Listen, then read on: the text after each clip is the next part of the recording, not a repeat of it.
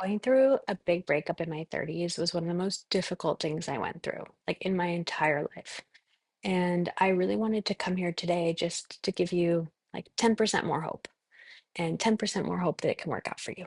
So I wanted to tell my story and explain how I got through the hardship. When I first got divorced, I was really ashamed. And I was at the point where I didn't even want to tell my own friends.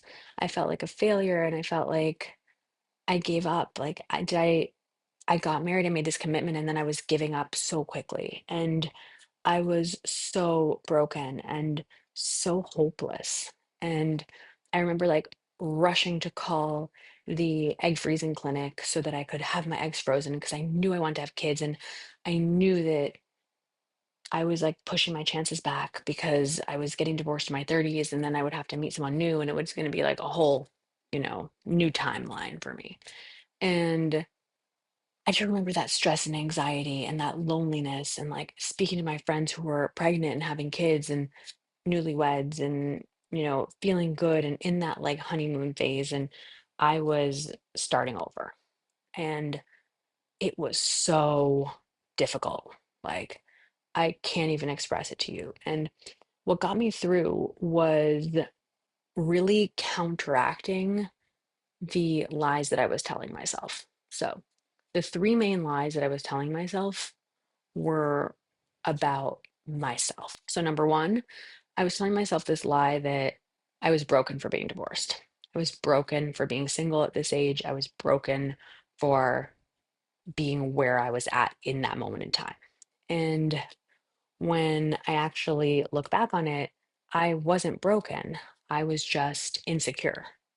And I was extremely insecure about the fact that I had to start over and the fact that I had made that choice and that decision that a lot of people don't make in their 30s. And I was like sad and I was ashamed. But that was a lie I was telling myself. I was not broken. I was just choosing the wrong relationships and trying to fit a square into a circle. So that was the number one. The second lie I was telling myself was that it was too late for me, that people meet earlier. I was past my prime. I wasn't going to meet the person I wanted to. And there were so many other options. And all the dating apps were showing all these other more attractive or younger people. And I just wasn't going to be a contender anymore. And again, that stemmed from a deep insecurity that I had about myself. And that really hurt me. That really hurt me. And it set me back so long because I was basically convincing myself that I was not even an option and like I wasn't even attractive. And the last lie I told myself was that I had to make things happen quickly for me or it would never happen for me at all. And I think that one was the most dangerous one because I found myself rushing into relationships that just weren't aligned or right for me. So that timeline pressure was actually really toxic because I was trying to make relationships work and harmonize that maybe weren't even meant to be in the first place. So in my head, all of this sounded so real. It sounded so real, like your clock is ticking. Come on, this is just a fact. It's biology. Like you are alone and divorced, and like everyone's going to see you as this like tainted person. Like you're divorced and you are still in your 30s. Like what?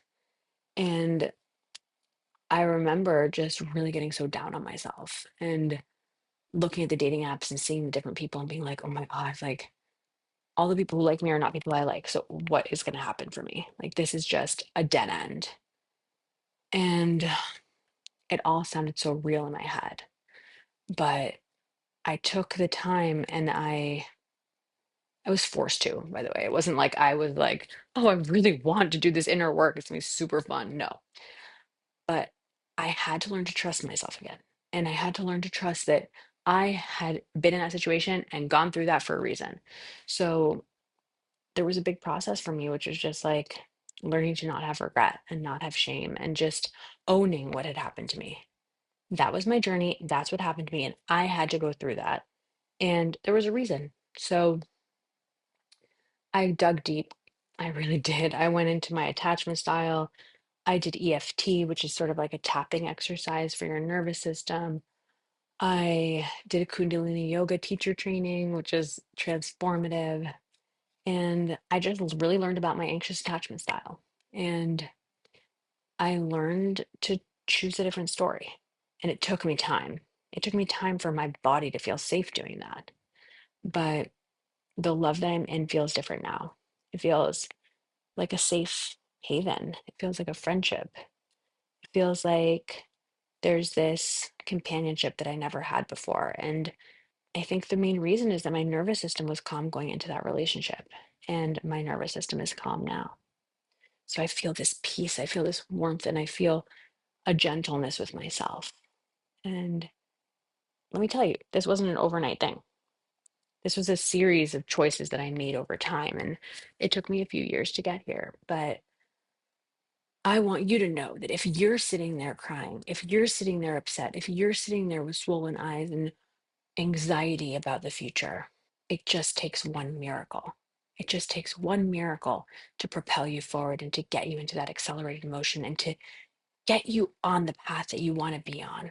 So, if this gave you a little hope, I ask you to subscribe and share with any friend who's going through this. And if you want personalized support, I give one on one sessions for people healing for breakups and from divorce in their 30s and healing any anxious attachment they have. So, reach out to me and I'm here to support you.